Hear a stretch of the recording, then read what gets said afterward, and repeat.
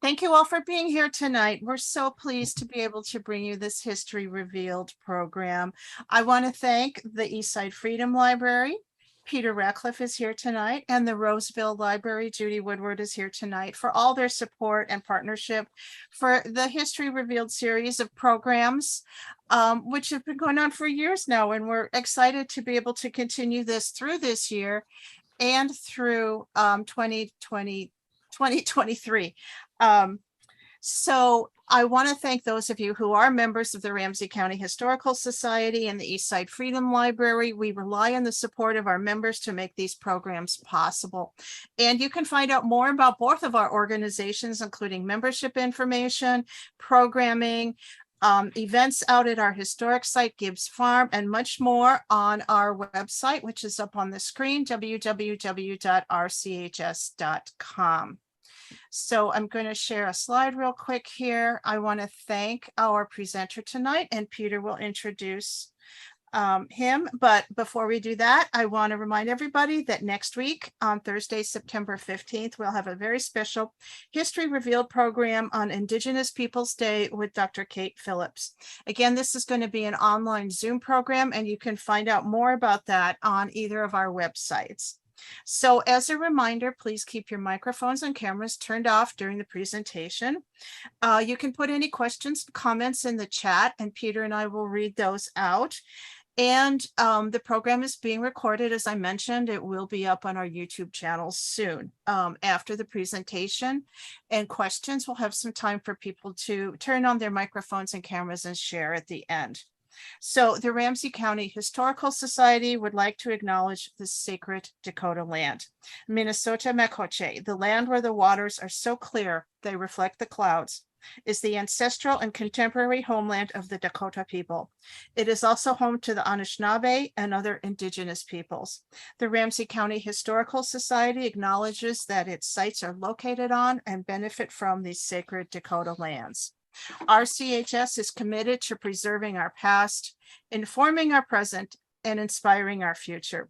Part of doing so is acknowledging the painful histories and current challenges facing the Dakota, just as we celebrate the contributions of the Dakota people and other indigenous peoples. You can find our full land acknowledgement statement on our website. Again, that's www.rchs.com.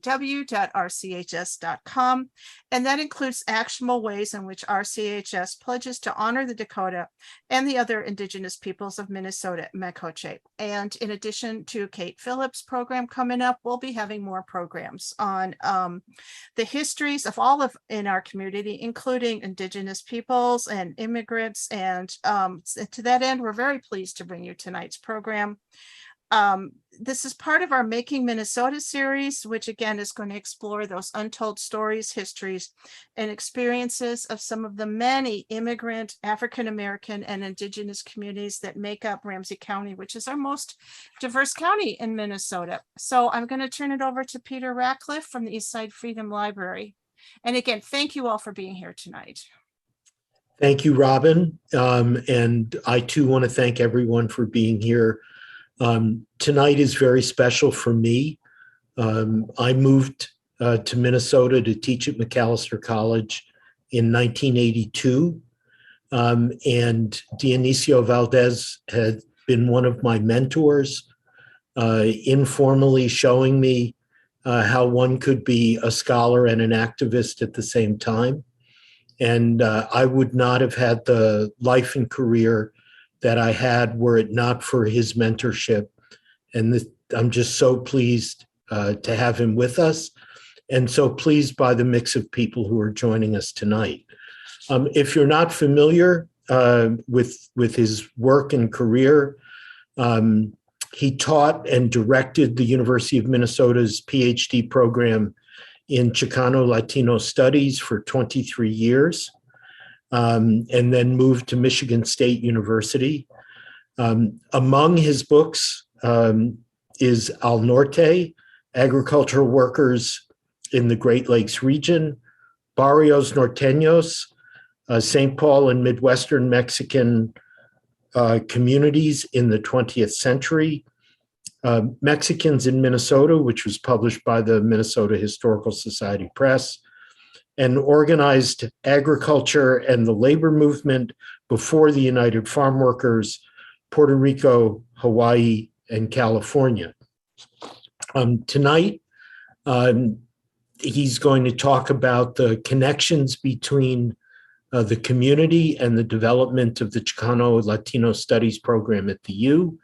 We want to invite you to post questions or comments in the chat.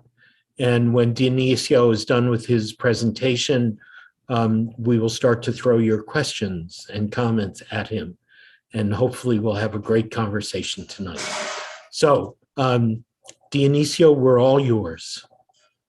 Thank you, Peter, for the flattering introduction. And I didn't realize you thought so kindly of me, but I'll take it. And again, Peter has been a dear friend, and it really has been so much fun working with you. I also noticed a number of names of people and saw a couple faces of people I haven't seen for years. And please hang on, and we'll try to make contact. I know it's been a while, but I'm still the same person, and I don't think I'm out of power yet.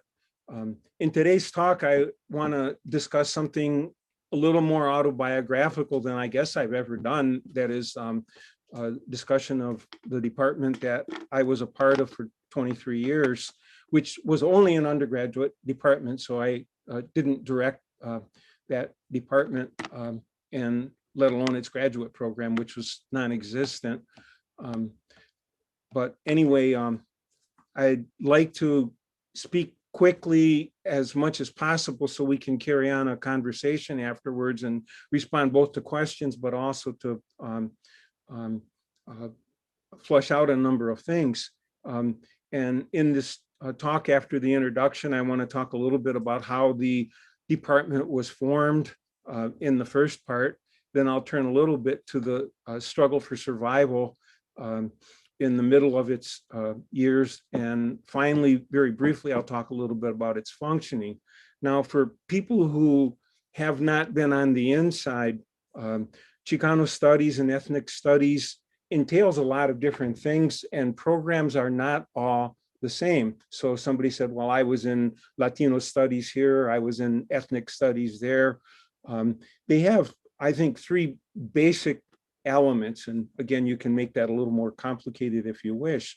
But the first element is research. And research is elitist and it's cheap. And it usually goes to the universities that don't want to invest much and don't care much about community or students. And again, you can get a few highly published scholars, hire a secretary, and you've got a research institute. The second function of Chicano studies, ethnic studies types of programs would be recruitment and retention. And that's a very important one. And it's been part of most universities for a long, long time. The third part is curriculum, or as a purveyor of knowledge. And I would say that although University of Minnesota faculty and the Chicano Studies Department participated in all three parts, it was really the third part, that is curriculum and as a purveyor of knowledge, that was central and has been central to the Chicano Studies Department, really from the get-go. And that makes it a little different than a lot of others where curriculum and knowledge, recruitment, retention, and even research were a bigger part. That being the case, again, we can turn to the story of the formation of the department. And for those of you who are younger, we have to turn to what is the context. That is, how does a department like Chicano Studies form in Minnesota? It's still the only one around in the Midwest. And we can turn to the baby boom as being really very important. That is, a population and a college education, a college age population is growing very rapidly. People born in the 1940s and 1950s into the 1960s especially, and they're pushing to go to college, and the university is very receptive. It's very receptive, very interestingly, unlike now where we're having a depopulation of university enrollments in part because of the baby boom, but also because of the economy and the philosophy behind the economy going on. At the time that Chicano Studies was formed, we're still on kind of the tail end of an economic boom, which requires American-made, U.S. American-made products and U.S. and American-made knowledge. And so you'll see the earliest workers coming to Minnesota, and especially to the Twin Cities, that is, the children of the workers, of the farm workers, of the railroad workers, the packing house workers, numbers of factory workers, become the first generation of college students. And again, they're part of an ideology and they're part of a demography which is very different than that of 2022. Now, there's also a context of the Twin Cities. It happens to be in 1970, that is at about the time that Chicano Studies is forming, the 14th largest metropolitan area in the United States. It has almost 2 million people. And it is a huge university. Depending on the way counting is taking place, it's one of the 2 or 3 largest universities in the country. And because it's urban, because it caters to an urban population, it is simultaneously elite and popular. And it tries to meet both elite needs and popular needs at the same time. Interestingly, something that again is out of character for 2022, president at the time, his name is Malcolm Moose. And a lot of people called him Bullwinkle, but he was an Eisenhower Republican. And even he referred to Minnesota, that was kind of his little moniker, the communiversity, that is a community university, and was very proud that Minnesota had the most innovative curriculum in the Big Ten, and they claimed it was one of the most innovative in the entire country. All of this served well as a background for understanding why we might have a Chicano Studies Department at Minnesota. Now, still couldn't have happened without a movement. And there is a movement going on. The Chicano movement is alive and well. And the chronology of the Chicano movement in the Twin Cities, I would argue, predates the Chicano movement nationally. And it is because the Mexican population, a very poor working class, but extremely cohesive community, resides on the west side in an area called the Flats of St. Paul. And in the late 1950s, the city of St. Paul and the state of Minnesota decide to build an airport right there. It becomes Holman Airport. And the result of that is a struggle that lasts for 5 or 6 years at least. An airport is built because the politicians and the rich don't want to fly all the way from the Twin Cities or drive all the way from the Twin Cities to come to downtown or to go to the meetings at the state capitol. So they have their airport. But the struggle does allow for the moving of the barrio onto Concord Terrace, which is nearby. Again, it's still on the west side. And that coherence makes the population aware of itself. It keeps it tight, makes it possible, again, for all the festivities that go on, the Cinco de Mayo festivals that we participated in for so long. And also, when the national movement comes to the Twin Cities, they make sure they'll always go to neighborhood house, they'll go to other activities that are part of that, as well as in the Twin Cities. And in fact, the early 60s and the mid 60s, as the national movement takes off, we find mutually nurturing activities between the local community and the national Chicano movement. And that is a very important background that you don't always see everywhere else. Now on campus, there's another part of the movement. And it is clear that struggles were going on. I would still like to point to one. The two, in my opinion, again, I was part of both of them, most significant Chicano Studies student activities and institutions that came out of the Midwest were in Detroit and in the Twin Cities. And it was because of July 1967. That is, there were uprisings that took place on the north side of Minneapolis in July of 1967, centered on Plymouth Avenue, and a bigger one in Detroit. And out of them came community struggles that made demands on the local urban university to set up a program for their students who simply were not there. Now, in Minneapolis and on campus at the time, students also demonstrated in response to that. And then in April of '68, when Martin Luther King was murdered, there were occupations of Morrill Hall and demands for curriculum, demands for a department. By the end of 1968, African American and African Studies was created as a department at the University of Minnesota, which preceded our department. At the same time, and actually beginning at around the same time, '66 and '67, there were scholars and community pressuring from American Indian Studies, which had a presence again in the Twin Cities, had a presence throughout the state, set up a number of committees. And by the following year, an American Indian Studies department was created. So again, there is a favorable environment on campus for ours, the third ethnic studies department. Now, de facto, there's basically no presence of Chicanos on campus. Ray Rebal, who is a hero, and again, for those of you who remember Ray, a lot of people say things about him, some of which are accurate, many of which are not, but Ray was always there, and he was one of the 4 students that was identified in the 1969, fall 1969, undergraduate population of Chicanos who were there. So basically, there's practically no presence, and it permits the university to blow Chicanos off. Now, fortunately, and I will say fortunately, there were de facto no Chicano faculty on campus, and that is unlike most of the other universities where you have a handful of Chicanos around. And for the sake of Chicano studies, for the sake of ethnic studies, those faculty were not hired to do Chicano studies, but more significantly, they do not function as a 5th column.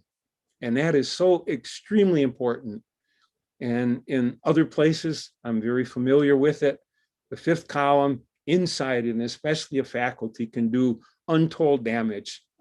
I see an old friend of mine from Wisconsin. Yes, the 5th column on the inside of faculty did a lot of damage to Chicano studies at Wisconsin, and the 5th column at Michigan State did a lot of damage there during the years I was around. But in fact, faculty from African American, African Studies, American Indian Studies, and the program in Latin American Studies, including the Spanish department, who formed a program in Latin American Studies in 1979, became very, very important faculty allies on the inside. They were better than having a useless Chicano anthropologist or anything else around. And they served us, and they served our department very well. And they became friends and allies because they had the vision and understood how important creating a curriculum would help their programs, creating a body of knowledge, which was de facto pretty limited and not ideologically oriented the way it became later on, how it would help understanding knowledge in a broader sense. And those allies made it possible to do things that otherwise simply would not have happened. Now, turning to the Chicano student movement, which still is responsible for the creation of the department, just as at Detroit, it was a community. It was Latino en Marcha, which were parents, which were adults that created that. They created the department. And in the fall of 1969, a group with 4 members initially, the Latin Liberation Front, was formed. And it later on became the Chicano Latino Liberation Front. And they did the recruitment and retention that the university was not doing at the time. And they pressured for curriculum and they pressured for a department. Already in 1969 and 1970, they had demonstrations demanding a curriculum and demanding a department. Now, one very significant event took place in March of 1970. For those of you who have done your Chicano studies, Crusade for Justice had its Youth Liberation Conference, its first one, led by Jorge Gonzalez, and a number of students went there, led by graduate student Alfredo Gonzalez, and they were refused service in restaurants along the way and realized discrimination is alive and well, and it made them harder and it made them tougher, and leading to more activities. In the fall of 1970, they had a conference to create a curriculum on campus. And finally, in the summer of 71, the department plan was created in the Summer Chicano Studies Institute. And that led to a debate in the fall of 1971 in the College of Liberal Arts Assembly, where they had a debate. And there was a massive demonstration outside in the range of 300 to 400 Chicano students and allies and friends demonstrated demanding a department. And there were 2 voice votes that voted against the department during the CLA assembly. And Roybal stood up as an observer and he said, I demand a vote that will be a roll call vote. And in the roll call vote, there was a reversal. And again, it's a very exciting debate that took place, but the Chicano Studies Department was approved by the College of Liberal Arts Assembly in the fall of 1971. And as a result, the following winter, which would have been the winter of 72, the Chicano Studies Curriculum Committee was formed, and it operated with faculty members, community, and student members, and it was headed by Russell Hamilton. Those of you who remember the Spanish department, Russell Hamilton is interesting because he was in the Spanish department. He was also in African Studies, and he was a great ally of ours as well. And after that took place, the Chicano Studies Department had its first formal courses in the fall of 1972, and Alfredo Gonzalez was named the first acting chair. In the early years, things were working fairly well. A major was approved in 1975. Faculty members assisted, and especially Alfredo, as well as another of the very first faculty members, Marcela Lucero Trujillo, in creating what became the Chicano Student Cultural Center. La Raza Student Cultural Center was named later on, as well as the Chicano Latino Learning Resource Center. And they were not formally linked to Chicano Studies, but we will note later on, they became good allies of ours, and we later on worked together. So that is pretty much the story of the formation of the department. I want to briefly talk about a struggle for survival, because without that struggle, Chicano Studies would have died in the early 1980s. The first faculty members, that is Alfredo, Marcela Trujillo, and the others, especially Gilberto Lopez y Rivas, did not survive. Now, there were a handful of other faculty who were less involved, who I don't want to talk about much, but basically the story was people are hired without a PhD and they don't have a prayer in meeting the promotion tenure requirements of a major elitist university like Minnesota. So they pretty much, after their first 3 years or potentially 6 years, are gone. And Marcela and Alfredo were 2 of them. Gilberto Lopez y Rivas came in with a PhD. He was my predecessor. So Jimmy, you're out there somewhere. He was your predecessor too. And he was also your predecessor. But anyway, Lopez y Rivas had to leave the country because the United States does not allow political diversity the way Mexico does. And he's now an assembly member. He was a longtime faculty member at Metropolitana at Mexico City, and he's now part of the Morena party in Mexico. Now, with the collapse of the first faculty, that is running them out, there was a response that the university made. They said, well, why don't we hire some stars? We're an elite university. And two major stars were hired. One was Arturo Madrid in 1973, who quickly went to the Spanish department. The second one, Rolando Hinojosa, hired in 77. And as department chair, he wrote 3 novels in 4 years, and his wife got a law degree at Minnesota. In fact, they were isolated from the community because they wanted to teach graduate students. They did not perform administrative functions or work with students or draw students. And pretty much de facto, as a new president came in, who was C. Peter McGraw, was hostile and was boycotted by Chicano students for 6 years of his presence, up until he left in 1984.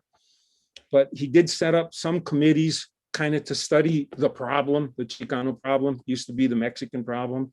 And one of them in 1978-79 was called the Chambers Committee, which developed the World Studies requirement, which required all students in the College of Liberal Arts to take courses on the Third World, but they excluded the Third World peoples of the United States. And so that kind of didn't work out, but the students kept struggling. McGraw also set up a committee called the Kennedy Committee on the Chicano Studies faculty, 1980 and 81, basically intended to defend the stars. Now, by 1980, neoliberalism was working its way into the university, and it was called retrenchment and it was called cutbacks, which were part and parcel of the story of the university pretty much ever since. And they want to retrench Chicano studies. When we're already skin and bones, it's a little tough, but we hung on anyway. And among the many things that happened, again, I got hired in 1980, in the fall of 1980, in the midst of the Kennedy Committee, and found out that the department was struggling a lot more than I realized. In 1981 and 82, Chicano Studies, along with Women's Studies, which was then a very small unit, American Indian Studies and African Studies, made a response to the retrenchment argument, saying that although we're small, we are the units that are growing. And even if the university is going to have to downsize, we are a demographic and we're an intellectual endeavor that is the wave of the future. So pay attention to us. And they didn't much.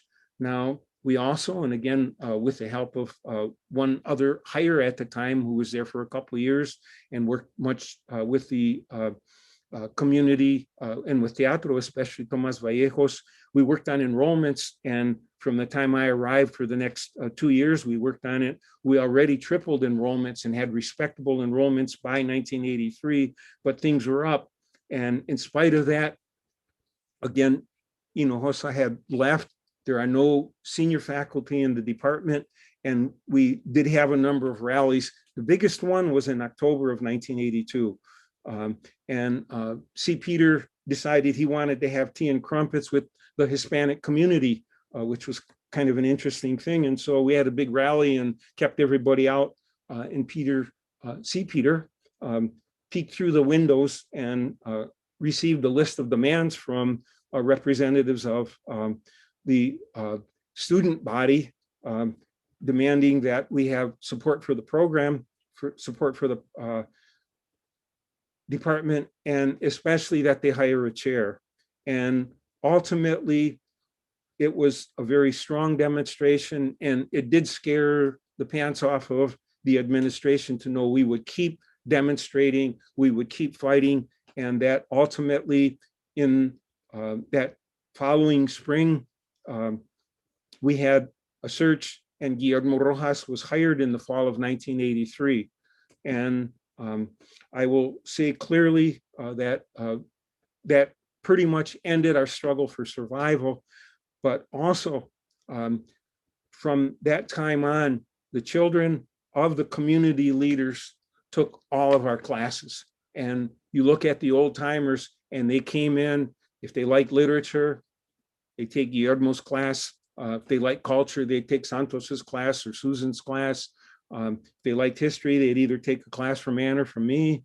And ultimately, they kept struggling, and we kept struggling too, but the students were the critical factor. And during this struggle for survival, we can say one other factor was the struggle for the cultural pluralism requirement, which showed what a joke enrollments are. And the students from 1975, basically from the end of the Chambers Committee report until 85, wanted to demand that everybody engage in understanding cultural pluralism. It really is a turn on its head from what we see now as the attack on critical race theory, which is basically an attack on studying anything that doesn't have to do with billionaires, ultimately. And that struggle for month after month, students demonstrated on the mall. People spoke. I can't tell you how many times I spoke to say hi to everybody. And the strategy really was an injury to one is an injury to all. And ultimately, it was a success. And in the following 2 years, Chicano Studies, of the 41 units in the college, had the second most cost-effective enrollments. And so they had to change a cultural pluralism requirement in order to make sure that wouldn't keep happening. But ultimately, we were able to link the Learning Resource Center and the Cultural Center, the La Raza Student Cultural Center, to become an academic beacon for the Twin Cities, where we had programs every week on any kind of event we want. We had bailes for the community. Everybody came, and Chicano Studies really was a community activity, and it was for everybody. And I think it clearly was, in my view from behind, really a wonderful experience to be part of that, and especially to have the allies who fought for the community. I promised myself I wouldn't talk for more than half an hour, because I'm sure people have a lot of things to discuss, to bring up. And I think I brought about most of the things that are significant to me. So with that, I'd like to say thank you very much, and I hope we can open the floor up now. Anybody there? Oh, yeah. Okay. So Yeah, I think, why don't we, Robin, why don't we let people unmute and turn on their videos so we can all see each other? We're not that large a group. And great. And invite people to raise their flesh and blood hand if they would like to ask a question or make a comment. Before we do that, Peter, I just want to let everybody know this is still being recorded. Yes. If we have a problem or you'd like to share something off the recording, then we will turn the recording off whenever people feel that they would like that to happen. I don't want Sure. anybody to feel constrained, because it is being recorded and it will be made public. Okay. It's usually safe to assume the bad guys always know what we're up to anyway. So I'd like to ask a question, but I can't start the video. This is Linda Schloff. yeah. That's May I okay, ask- We can Linda. hear you. We Go can hear ahead. you. Just go ahead. Okay, first of all, I want to tell you that I grew up on the West Side Flats with people who came late to, because they were harvesting beets in North Dakota and left early to plant things in Texas. So I understand that. But I also remember watching all the cars heading to the airport, and this was during World War II. So I think, Dionicio, you got the dates wrong about when that airport was established. My biggest question was, I was a student of one of the last students, I would say, of Rudy Vicoli, you know, who's of the who taught immigration history. And after that, immigration history sort of splintered into what David Gutierrez said was, well, his Hispanic, Mexican studies, and Asian studies. And then Erica Lee went and she succeeded Rudy Vicoli. But have you done any connections with the Immigration History Research Center? Have you done oral histories? Have you publicized the work that you've done through the Immigration History Research Center, which has a very large following? Because I think what the work you're doing is just so important. I want it to get out into the community. So, Yeah, sure. so oral histories and connections with the Immigration History Research Center, those are my major questions. Sure. Okay. First of all, the struggle over the Holman Airport on the flats took place in the late 1950s, and that airport was completed in 63. Now, there are other little airports around and all that, but this struggle is the one that displaced the community. So I want to say that. Now, I know Rudy quite well. I knew Erica. When I first came to Minnesota, I argued till I was blue in the face with Rudy Vicoli to say, please include Mexicans in the Immigration History Research Center. Yeah. He refused repeatedly. Rudy was a friend of mine. So, I didn't have any problems with him, but I kept begging him, please do it, please do it, please do it. By the time Erica came, I had left the history department. I had gotten sick of them and that kind of stuff that was going on there. And I put my tenure home into Chicano Studies because I was tired of them. There are a lot of wonderful people. And again, I didn't know Erica terribly well. She was a great person. I wish she had been there before Rudy, because she wouldn't have had a problem with, she would have understood immediately. But at the time, Rudy said, we can't deal with everybody. So yeah, and I've done hundreds of oral history interviews across the Midwest. And so I'm kind of working on that. And a lot of my friends, some of whom are in here and can probably help me out. I see some names up here of people who have been doing a little of that work, are carrying on the struggle, not only here in the Twin Cities, but in neighboring areas as well. So thank you for all of your comments. Thank you. I'm struck by the story of the Holman Field. Over here on the east side of St. Paul, we've become more aware that the government decided to destroy Swede Hollow, right, when it was an entirely Mexican community. And it was the same government that built Interstate 94 through the Rondo community.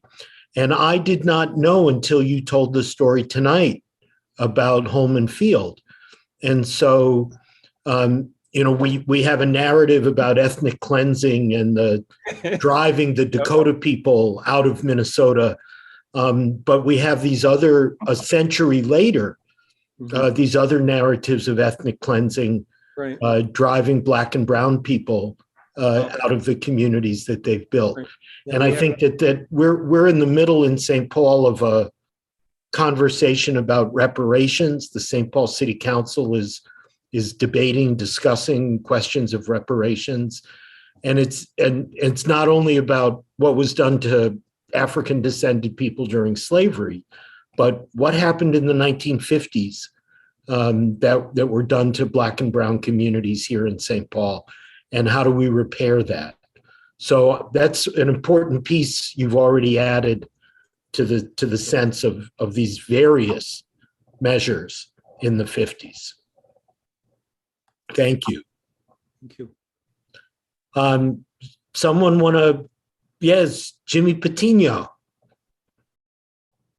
Hi, everyone. I'm Jimmy Patino. I teach in the Department of Chicano and Latino Studies these days, and I wanted to take the opportunity to, I've never met Profe Valdes in person, so to thank you for your work, for your contribution to keeping the department alive so we can grow from here, so I could be here, right? And for your scholarship. Your scholarship is still foundational to Chicano history in Minnesota, and it's been great to share it with my students in the Chicano history classes that I teach every year. So so thank you very much for that. I will add that we have four folks in the department now. I was the only one for a moment in 2013, 2014, but again, because of this cycle of activism and community engagement that you reminded us of, this longer history of it, a more recent occupation of Moral Hall again, I believe in 2015-ish or so, led to the hiring of two folks. My colega Gabriela is here too. She's one of my colleagues in the department. And so, and we're hiring a chair this year. So we're still struggling to hire full faculty in the department, but we are doing a search this year for a full-time chair and a full professor. So so it's great to hear this history as we begin that process. I wanted to ask you, of course, community engagement, the establishment of Chicano studies and ethnic studies was in part to make the university relevant to the communities that surround it. In the years that you studied from the 80s and while you were here, what were some examples of the department's connections with community organizations or community struggles, or how did we maybe link students to the community, and how did you practice that when you were here? Sure. It's a big question, and I think a handful of the people who are in the crowd can elaborate on some of the things because they also participated in it. But there really are two ways to examine this, okay? One is faculty who are on basic organizations. Many of us, myself, I was on a number of organizations over time. We also sent students to a lot of the community organizations. Some of the people who are heads of like clues and things like that, those are mostly our graduates, okay? A second area is that the university itself sponsored events, and I think the best example really is the La Raza Student Cultural Center. We had so many events, bailes, we had talks, we hosted probably 40 or 50 events per year. Gilberto Vasquez was heading that for many years. Unfortunately, I understand he passed away quite recently. But if you look at the list of the things that we did, which were community-based, it was just nonstop. And constantly, the purpose of it is, again, to provide what educational needs exist, and we fulfill them to the best of our abilities. And again, for much of that time, again, your faculty is a little bigger than ours, but in terms of having full-time faculty, for most of the, from 83 really up until it then is hired in women's studies, there really are only two faculty around. It's Guillermo and myself. But we're all over the place to the degree that we can be, but so many things happen, like we can say partly spin-in from us, and Ann Winkler, I think, is in the crowd, can speak a little bit about the activity she worked on, especially regarding Central America, the research center, and many of the things that happened with them and with our allies. But there really is just, it's overwhelming, I guess, when I look in retrospect at the things that we were just doing nonstop with that. And the links ultimately become established permanently when our students go in and become part of pretty much every organization, every Chicano Latino ethnic organization, and so many of the other community organizations that are around. So anyway, yeah, that's a fine question, and it's a big and complicated answer, some of which is quite difficult to measure, I must say. Thank you, Jimmy. Gracias. Anne, do you want to add anything to that? I was just thinking the university ironically helped keep that connection by trying to destroy the department constantly, and having to call the community in to actually kept that relationship very much alive. It was like a constant reminder that this is a department that does only exist because of community, because we needed the community to come and act as as protection for the department.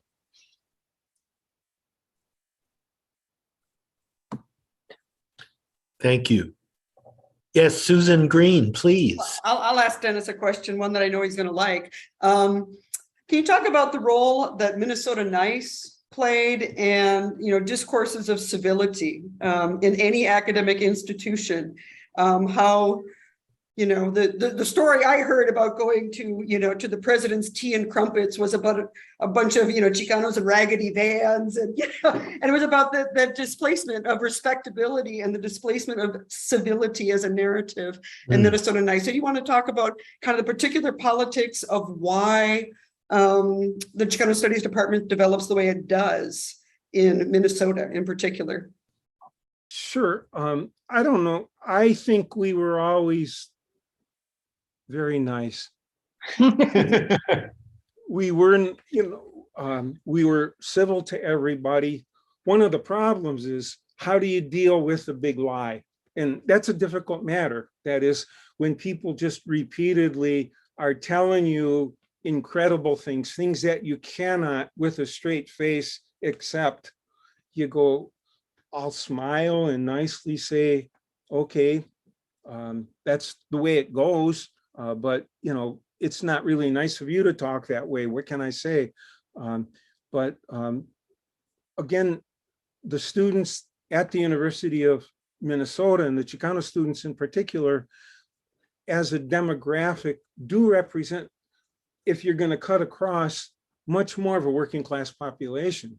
That is, students who are first generation college, students who don't have the refinement, if there is such a thing as refinement in Minnesota Nice, to deal with things. But otherwise, I think they're just not used to seeing people who have raggedy old cars because we're poor, people who don't have fancy clothes. Again, Minnesota doesn't dress up.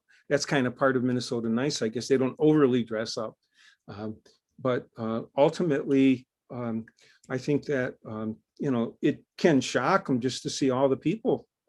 Just the simple numbers are kind of frightening in, the president's neighborhood more than anything else. Thank you.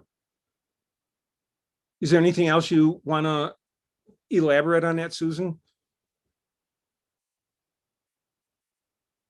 I was going to say, I think the discourse is exactly the same now, the discourse of civility. If you raise your voice at the academic senate, you are uncivil. No, you're just assholes and you're wrong. And calling that out is seen as being uncivil. No, right. It's not uncivil. It's, it's challenging, sure. But if, the point of the academic senate, in places like that is to just be a rubber stamp on what administration was going to do anyway, well, then why are you there? And so I think, the whole civility discourse, has just gone, either from the streets into the academic senates, but I think it's still the same challenge. And as you pointed out, the challenge to critical race theory is a challenge to any kind of discussion about anybody that's not white and male.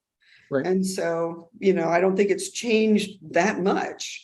And so but Minnesota Nice is a particular variant of it. And so, it's good to see a lot of colleagues and students. And I see a lot of people who were invited to leave their graduate program along with me over the years if we were so unhappy. So it's good to see lots of folks on this call. One thing I'd love to throw in, this is Robert Frame, is just the civility question. I'm so glad you asked it, but also just when you mentioned, like, if you yell at them because they're doing something stupid, like that's different. But just how what action gets defined as civil, depending on who's saying it and what they look like, is really just, I think, a key component of that. How many times are people told us, "Oh no, calm down," and they're speaking very calmly, or they're not. Yeah. So there's a piece of that can really get my goat.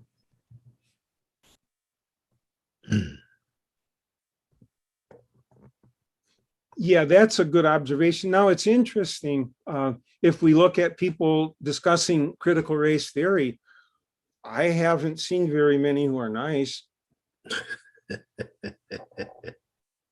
They're not nice about it. No. They're not nice about it at all. They're bullies and thugs, and they couldn't converse if they wanted. If we disagree with each other, okay, here's your position, here's mine, and we figure things out. But that is a little different when we're under the gun. Okay. So I wonder if I could ask Gabriella Spears, who put a great comment in the chat about what's happening at the U in terms of workers and the struggle that workers in Teamsters 320 are currently experiencing. So the U is an employer as well as a site of knowledge production or pretending that knowledge is being produced, but it's also an employer. And I think it gives us a chance to look at some of the intersections between specific identities like Chicano identity and class and labor. So Gabriella, I'm going to risk calling on you. You haven't volunteered to speak, but would you say a little bit about what's going on? Yes, I will share the limited information that I've gotten so far from talking to their union rep. His name is Jackson, and I met him last week. Last week we had our faculty retreats. Just to introduce myself before that, I'm Gabriella Spears Rico, and I'm an assistant professor at the U. I purposefully and passionately selected Chicano Latino Studies as my tenure home when I was hired, because I did have a choice, and that was my choice, seeing how the department had been so underfunded and under-resourced by the university, and I wanted to be part of that vision going forward. And then I'm also jointly appointed in American Indian Studies. So I actually met the union rep at our American Indian Studies faculty retreat. There's a new colleague that we have in AIS who's actually a very fierce organizer named Nick Estes, who connected with the campus workers pretty much upon his arrival and wanted to know what was going on. So right now, the Teamsters Union is in negotiations with the university. From the information I got from Jackson, they've been negotiating since May, and it has not been going well. It's been going, pretty harshly for the workers. They're asking for, they're getting paid right now $15 an hour, which unfortunately is not a living wage. Here in Minnesota right now, there are workers that are going hungry. There are workers that are also struggling with housing issues.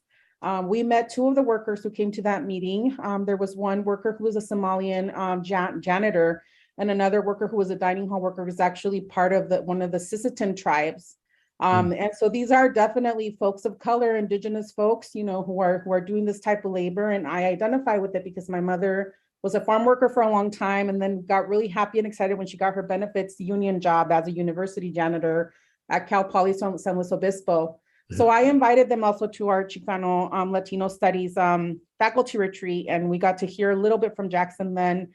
as to concrete actions that we can take. So they're developing letters, that are going to be sent out to the university administration about the abhorrent negotiations that are happening right now. Like, for example, they talked about how they're also hiring workers with an app. So they're replacing workers by having an app and hiring non-union laborers that are coming in at the last minute and paying them more than folks who have been there for 20 plus years at the university and who are unionized. So there's these types of a bad faith deals that are happening, and that's the awareness that the union wants to bring to us as faculty, so that we can support their struggle as laborers at the university as well, and make our voices heard. And our ethnic studies department, so far, they've talked to American Indian Studies, African American Studies, and us, CLS. We've been supportive because we come from these movimientos that you all are helping us understand and historicizing. And, it would be highly hypocritical of our fields to not stand in solidarity with the workers. So we're learning more. We've also, they want to come speak to our classes, so that's another possibility as well. And I'm not sure exactly how they're mobilizing the community beyond having folks coming to pickets, which I know that they already had one in late August, but right. I'm definitely going to stay attuned to, more actions that are coming up. And I will, for folks that are connected with me in social media, I can also drop my email on the chat if you want to, let me know, and I can share whatever, information I get from here on out. And I apologize for not being on camera. I spent the entire day at the hospital today, and I'm just really frazzled supporting my family who unfortunately are facing various health issues. So yeah, but it's nice to chime in and talk to everybody and hear this talk. And thank you so much for the history that was shared today. It helps ground us in the department. Glad to meet you by voice. Thank you very much, Gabriella. And so while I'm calling on people, Marco Cruz, you put some things in the chat about what's going on with the Minnesota nurses. You want to say a little bit about that? Absolutely, yes. Thank you. First and foremost, I want to be grateful and acknowledge my professors, the folks that have informed a lot of my activism or unionism nowadays. Jim Patino, I really appreciate you, brother. Yes, so we have a huge strike, historical actually. It will be the first one in U.S. history for nurses. 15,000 of them will be striking, and it's really exciting because not only that they're setting a precedent, but because it's gonna be popular. I was thinking popular, right? Like it's gonna pop off, and unions nowadays are becoming normalized, and I think that's great. That's normal, right? We get to talk about it. So in that regard, yes, I'm very excited. I do work for the Minnesota Nurses Association. I am an alumni of Chicano Studies from the University of Minnesota. I don't know. I think we have a lot of great magic coming up. So I hope you all can partake. And I'll drop my email and whatever you all need. Thank you. So we can connect. Thank you. Thank you so much. I mean, it's interesting, Dionicio, to see in some ways history repeating itself in these kinds of connections, and how a space like Chicano Latino Studies or African American African Studies or American Indian Studies can all be spaces where critical thinking is produced and solidarity is produced. And I'm hopeful that people will go to the picket lines of the nurses and see them as a learning environment. What do you learn on a picket line? The various ways that people treat you, the issues that are discussed. So it's great that Dionicio, that you've brought this group together tonight that brings these different threads together and suggests Chicano Studies is very much a living project, not just something to appreciate as part of history. Are there other comments, questions? There's such a great group of people here. Brother Moreno, you show your face. Are you interested in speaking? Yes, I wanted to thank Dionicio for reminding all of us that without community and students, we wouldn't have these programs and departments, and we wouldn't be working on these campuses. And so every time I get the opportunity to remind my colleagues, my students that, the reason we're here is because of those students, especially where I'm currently in Bowling Green, Ohio.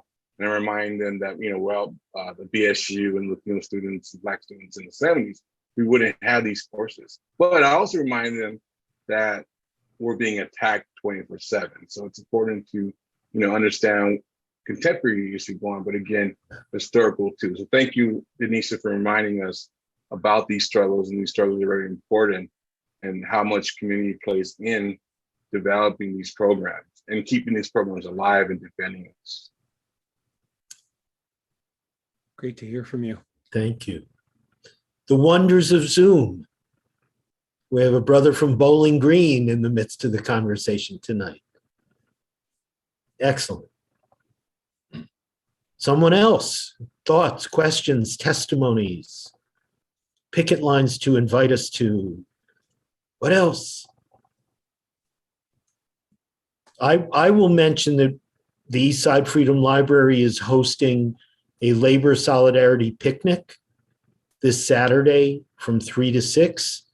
The young man that was invoked as part of the Teamsters at the U, Jackson Kerr. Jackson will speak at the picnic. People from the Nurses Union will be speaking. SEIU Healthcare. There are several hospitals, including M Health Fairview, where the mental health workers are also have taken a strike vote and may be hitting the picket lines very soon. We'll also be hearing from Starbucks and Amazon workers. So it's an exciting moment of, to use that academic word, intersectionality that's going on. Join us at the Eastside Freedom Library unless you're in Bowling Green. Come and have a hot dog or a hamburger or an ear of corn. Someone else, questions for Dionicio or comments, please.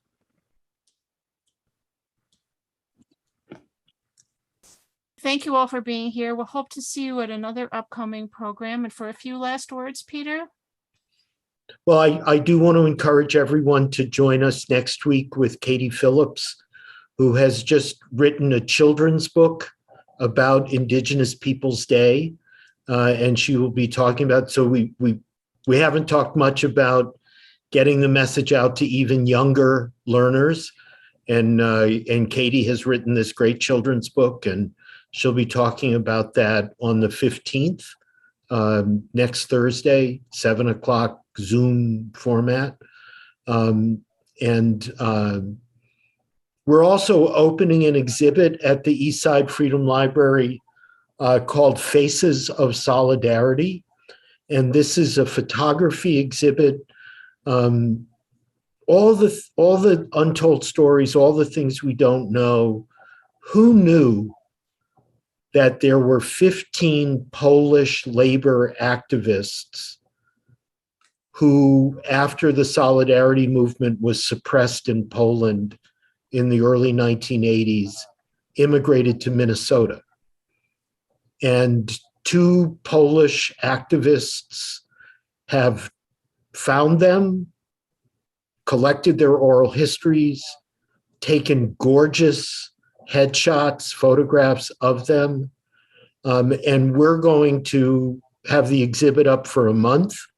We want to really use the exhibit as a mirror for people in the Oromo, Eritrean, Mexican, Salvadoran, Hmong, Karen communities to come and talk about what led them to emigrate, to leave where they had grown up, what led them to immigrate to Minnesota, and what traumas have they experienced on both ends of those processes. So in a way, to go back to Dionisio's comments about trying to get Rudy Vicoli, who was also someone that I looked up to get Rudy to consider a broader scope for immigration scholarship and recognition. We're trying to promote those conversations across very different experiences. And who thinks of Polish labor immigrants to Minnesota in the late 1980s? And what other stories do we still not even know? Because there hasn't been a language or media or some scholar to call it to our attention. So come hang out with us at the Eastside Freedom Library and discover new things.